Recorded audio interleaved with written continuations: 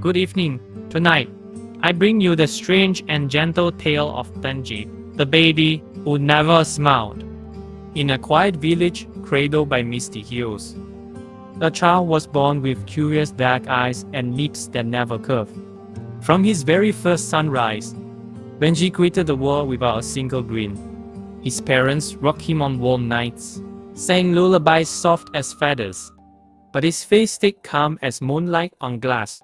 Neighbors whispered that something was not quite right, and the air around the young family tasted faintly of questions.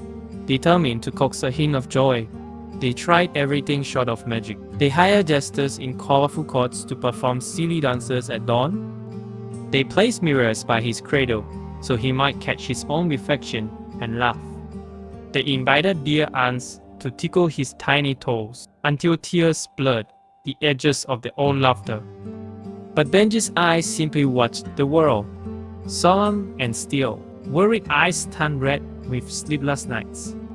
Doctors came and went, offering potions and gentle tests, each one proving their son's body was healthy, his heart beating full and strong, his mind clear, yet still no smile. One evening, an old midwife arrived at their door. She carried no potions or charts, only a small wooden box carved with dancing swans.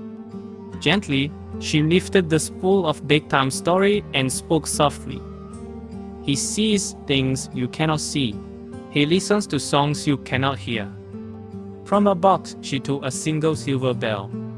She rang it twice, and the sound drifted like moonlight through the nursery.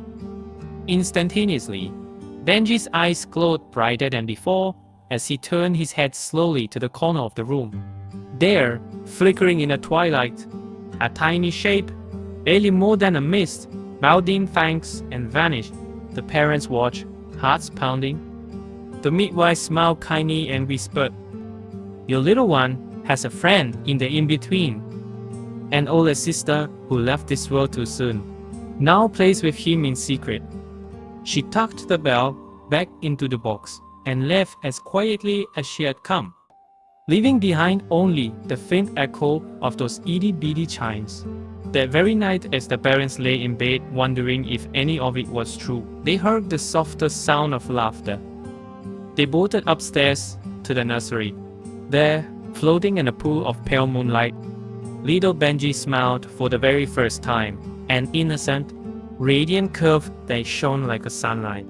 Only behind him, at the foot of the cradle, stood a gentle shape, a girl, no more than a whisper of light, waving goodbye before fading entirely into sleep's embrace. From that moment on, Benji carried a glow in his smile.